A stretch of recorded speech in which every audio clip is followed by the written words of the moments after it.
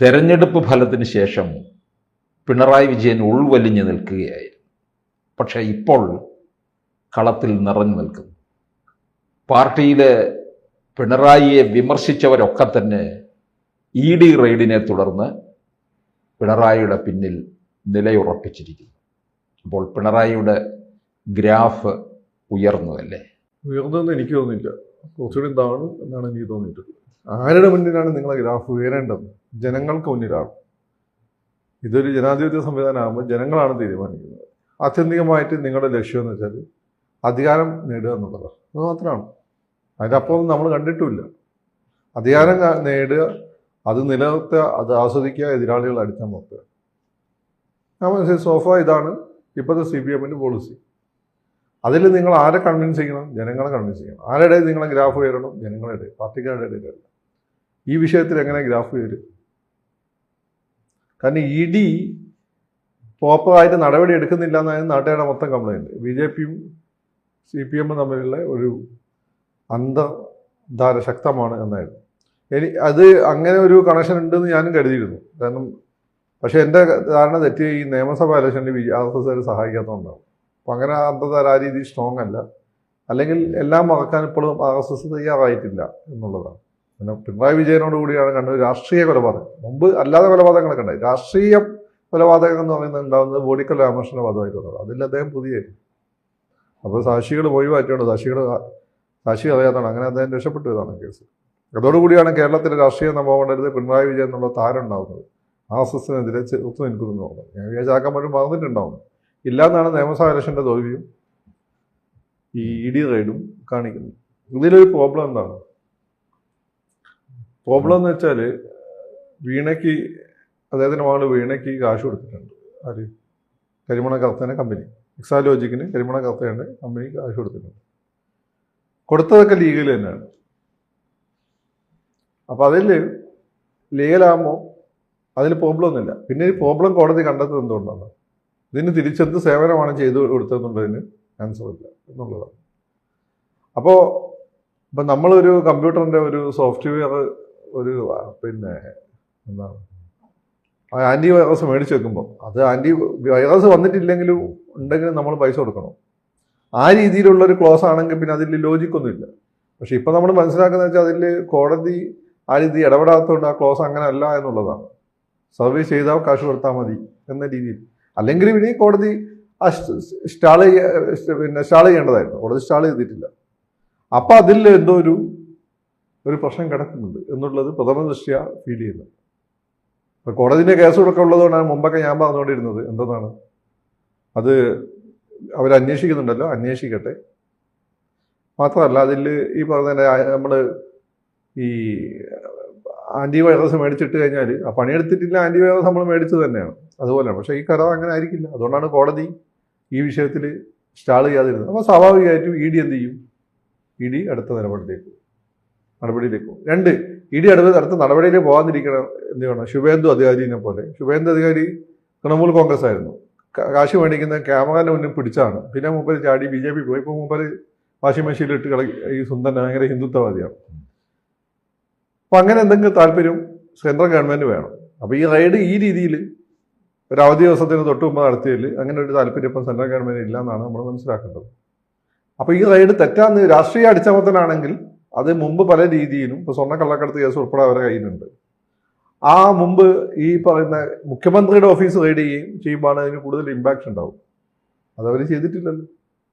മാത്രമല്ല ED India ഉടനീളം 1000-ഓളം raid പല സ്ഥലങ്ങൾ നടത്തുന്നുണ്ട്. ഇത് രാഷ്ട്രീയക്കാരെടുത്ത് റെയ്ഡ് നടത്തുമ്പോൾ മാത്രമാണ് നിങ്ങൾ അറിയുന്നത്, അല്ല വലിയ ബിസിനസ് ഗ്രൂപ്പുകാരുടെ പല സ്ഥലത്ത് കേരളത്തിൽ തന്നെയുള്ള ചെറിയ കമ്പനികൾ അവർ റെയ്ഡ് നടത്തുന്നുണ്ട്. അതിൻ്റെ ഭാഗമാണ് ഈ റെയ്ഡ്. അപ്പോൾ അങ്ങനെ ഒരു റെയ്ഡ് വരുമ്പോൾ അതിൽ പിന്നെ എന്താണ് നമ്മൾ ഗ്രാഫ് ഉയരും. എനിക്കതിലൊന്നും പറയാനില്ല. അത് കോടതി തീരുമാനിക്കട്ടെ, അന്വേഷണം നടക്കട്ടെ എന്നൊക്കെ പറഞ്ഞാൽ മതി. അല്ലാതെ ഈ പാർട്ടി പ്രവർത്തകരെ പുറത്ത് മുദ്രാവാക്യം വിളിക്കുക, ED-നെ അടിക്കുക, ED-നെ അറിയാൻ ശ്രമിക്കുന്ന സംശയം കൂടുകയുള്ളൂ. കാരണം അത് ഈ തിരയനോട് മത്സരിക്കുന്ന പോലെയാണ്. ഞാൻ ഇവിടെ തന്നെ നിൽക്കും, നീ തിര അടയ്ക്കണമെന്ന് എങ്ങനെ ഉണ്ടാവും?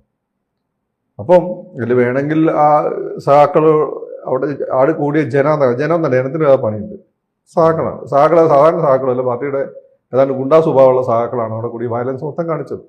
അതുകൊണ്ടാണ് ആ ഡ്രൈവറെ ആക്രമിച്ചത്, ആ വണ്ടികൾ ആക്രമിച്ചത്. കാരണം ഇവരെ പോലെ തന്നെ ഇവരെ കൂട്ടത്തിലുള്ള തൊഴിലാളി വർഗത്തിൽപ്പെട്ട ആളാണ് ഈ ഡ്രൈവർ. അയാൾ വണ്ടി എയർപോർട്ടിൽ നിന്ന് വാടക എടുത്ത് അവർ ഓടുക. അങ്ങനെയാണ് നിങ്ങൾ എൻഫോഴ്സ്മെന്റ് ഓഫീസറല്ലേ ആക്രമിക്കേണ്ടത്, ആ ഡ്രൈവറെയാണ് ആക്രമിക്കുക, ആ വണ്ടിയാണ് ആക്രമിക്കേണ്ടത്. ഇതുപോലും മനസ്സിലാക്കാനുള്ള കോമൺ സെൻസ് ഒരു കമ്മ്യൂണിഷനല്ല.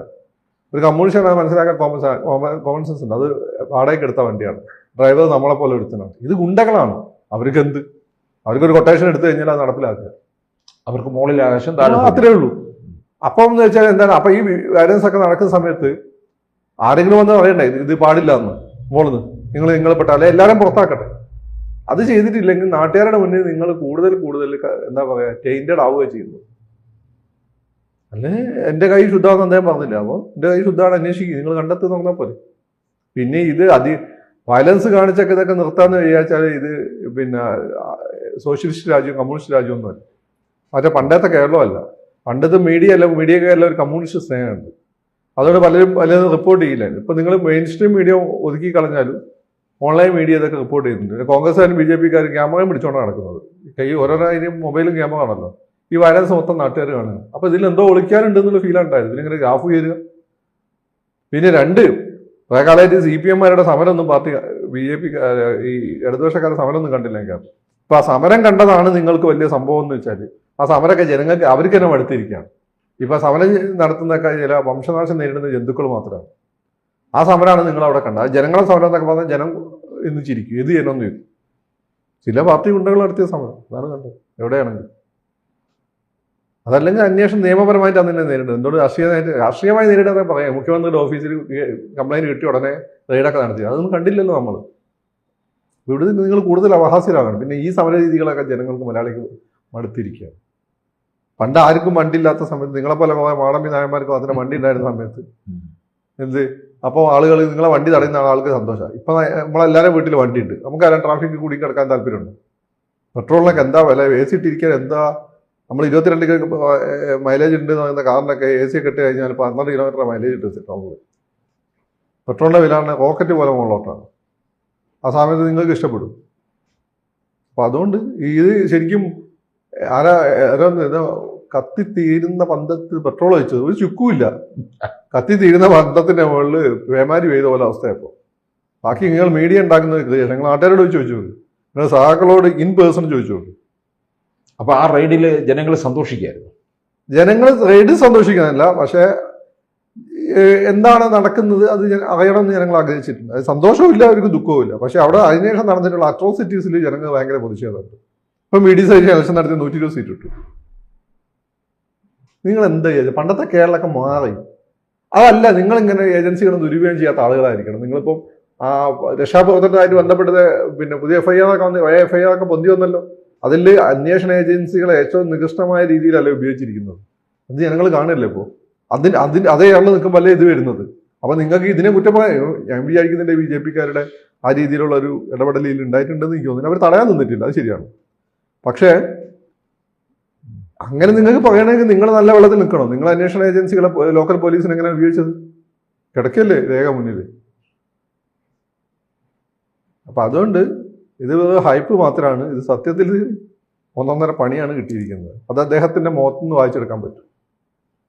പിണറായിയുടെ മുഖത്ത് ജാളിത എല്ലാവരുടെ മുഖത്തുണ്ട്. P. ജയരാജൻ വെച്ച് പ്രതികരിച്ച് എല്ലാവരുടെ മുഖത്ത് ജാളി പറ്റും.